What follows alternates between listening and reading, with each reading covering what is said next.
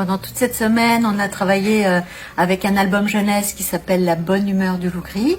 On a choisi des personnages à interpréter. Donc on a fabriqué des marionnettes qu'avec des objets de récupération. Donc c'est vraiment très important pour moi de travailler sur l'écologie, de donner une seconde vie à l'objet. Et puis ensuite, une fois qu'on a fabriqué ces marionnettes, on va apprendre à les manipuler et les faire vivre.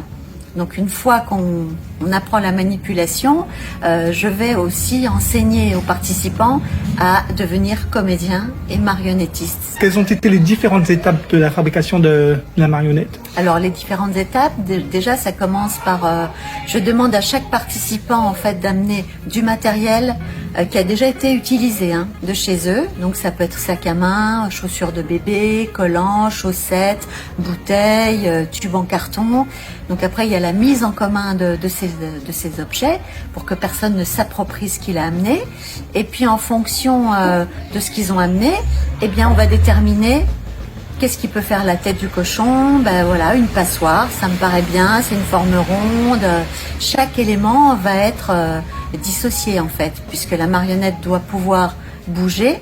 Donc chaque élément est différent pour la tête, le corps, les pattes, et puis après le détail de chaque marionnette est très important. Plus il y a de détails, plus il est vivant. Exemple, le petit cochon qu'on a à côté, on peut le montrer? La truie, par exemple. La truie, oui, voilà. C'est dans l'histoire, il y a l'histoire d'une truie. Donc là, on a utilisé effectivement une passoire. Donc j'aime en fait travailler aussi sur les techniques artistiques. Donc on a fait du papier mâché. Après le papier mâché, ils ont fait de la peinture. Et puis ensuite, pour le corps, ils ont utilisé un sac rempli avec de la mousse. Les pattes, ce sont des tubes de sopalin en carton. Et donc chaque élément est relié après par un fil électrique. Une fois que la marionnette est reliée, on va pouvoir la manipuler ensuite. Donc le plus important, c'est la tête qui doit bouger pour avoir des directions. Voilà, à droite, à gauche, lui trouver une voix, un caractère et une façon de marcher.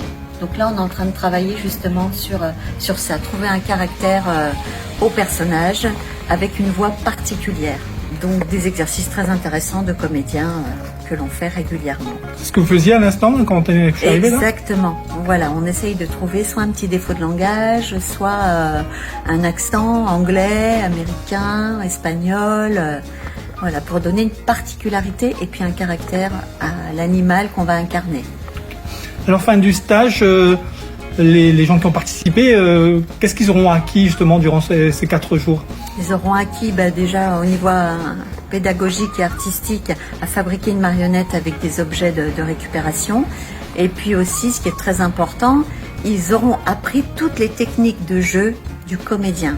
Donc au niveau des émotions, au niveau de l'espace, de la respiration, au niveau des émotions, et puis du choix du personnage aussi, et puis apprendre à créer un spectacle, faire une mise en scène, et puis là, une restitution, on fait une restitution avec un petit spectacle, 2 mises en scène différentes.